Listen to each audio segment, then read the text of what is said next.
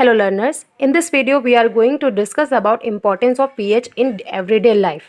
pH का हमारे everyday life में क्या इंपॉर्टेंस है, इस वीडियो में हम ये सीखेंगे। इससे पहले की दो वीडियोस में हमने ये पढ़ा है कि pH क्या होता है, pH कैसे कैसे चेंज होता है, ठीक है ना। pH का कैलकुलेशन हमने सीखा। अब pH हमारे एवरीडे लाइफ में क्या इंपॉर्टेंस रखता है ये हम इस वीडियो में देखेंगे, ठीक है ना। अब कोई भी चीज़ अगर हम स्टडी करते हैं तो ज़रूर इसका कुछ ना कुछ इम्पैक्ट हमारी लाइफ में पड़ता है, ठीक है ना। इसीलिए हम इसकी स्टडी करते हैं। तो इसलिए इस वीडियो में मैंने आपके सामने कुछ इंपॉर्टेंट पॉइंट्स रखे हैं जो आपको बताएंगे कि कैसे pH हमारे एवरीडे लाइफ में इंपॉर्टेंट होते हैं। सबसे पहले मैंने आपके सामने रखा है plants and animals are pH sensitive.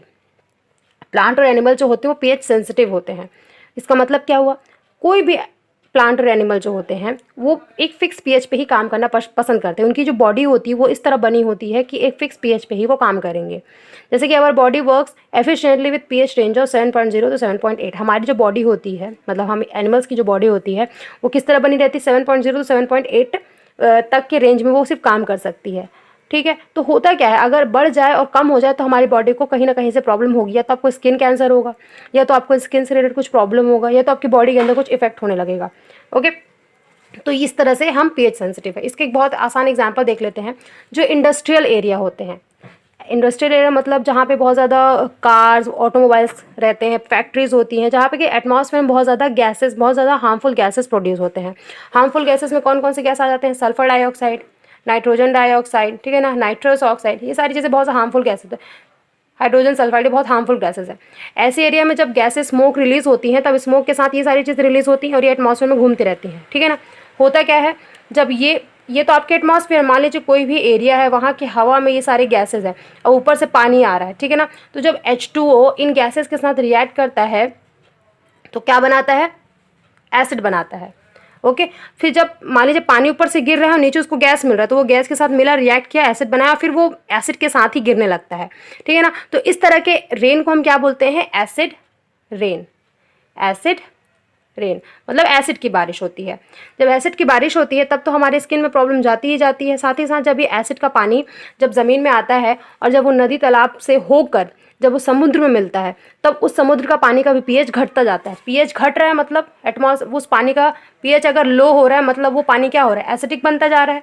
हम जानते हैं कि pH अगर कम है तो एसिडिक है वो कैरेक्टर, ठीक है ना।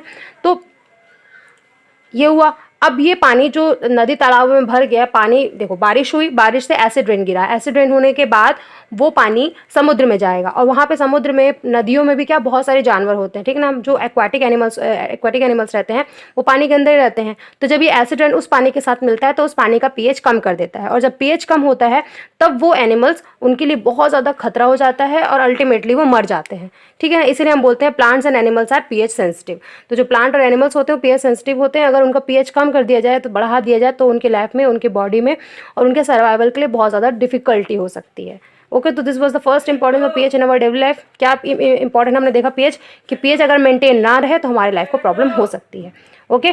तो ये हुआ first importance. The second is pH in our digestive system.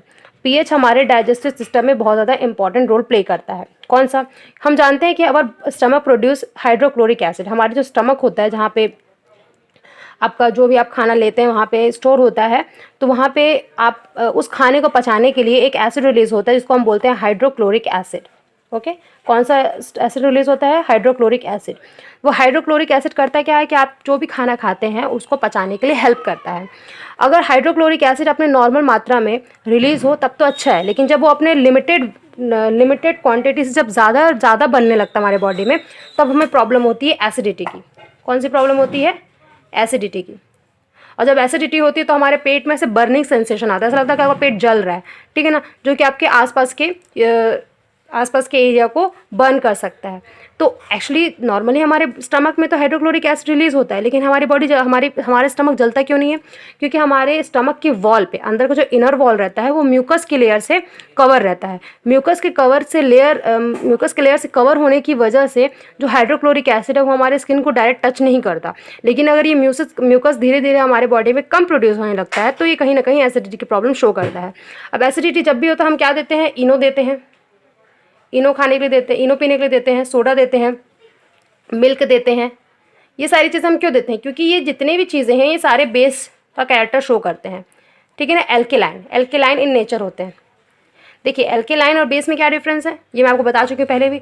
Base, base होता है नॉर्मली, अब एसिड का अपोजिट बेस। और एल्केलाइन क्या होता है, एल्केलाइन भी एक तरह का बेस होता है, लेकिन एक ऐसा बेस होता है लिक्विड बेस।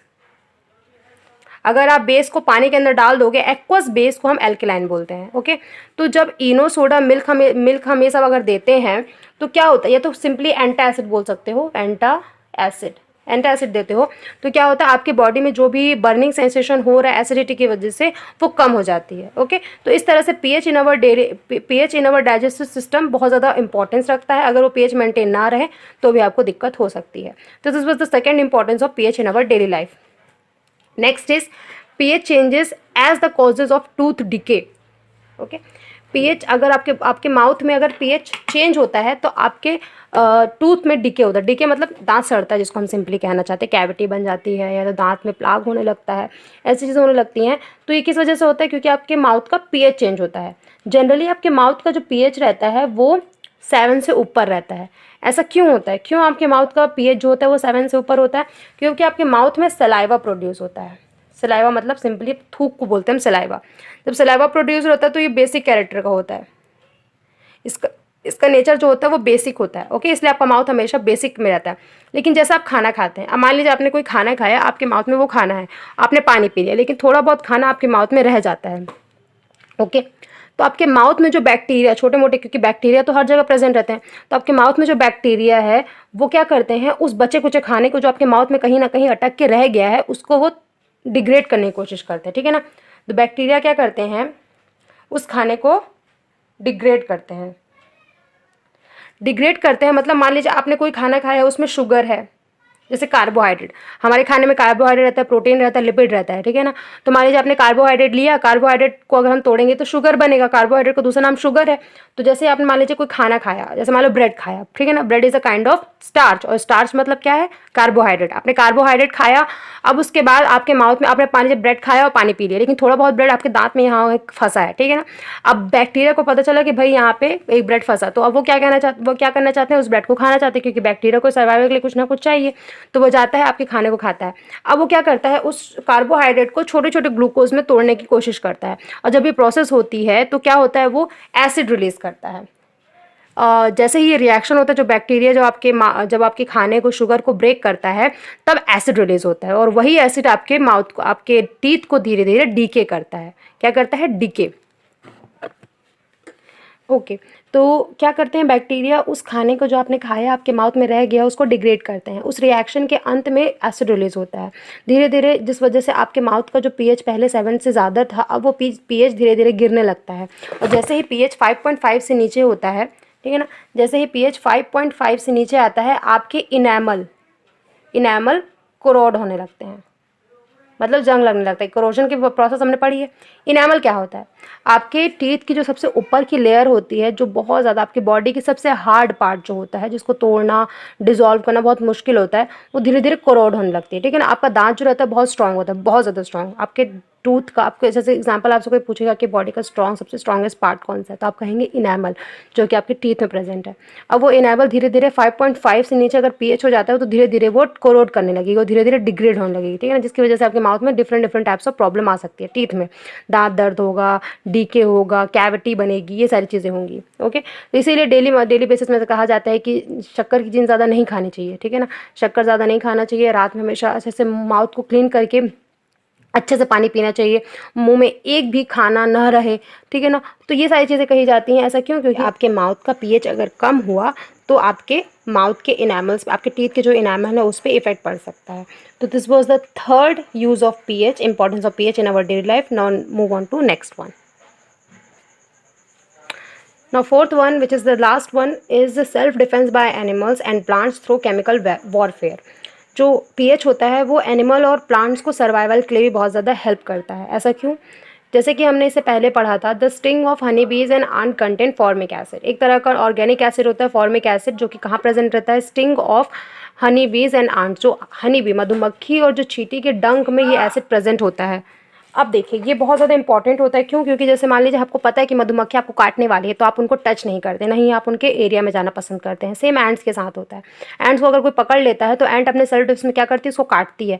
ऐसा क्या होता है, इस वजह से क्या होता है, जिसको भी वो काटती है वो तुरंत उसके हाथ उस एंड को छोड़ देता है। ठीक है, तो एक तरह का ये सेल्फ डिफेंस की तरह हेल्प करता है।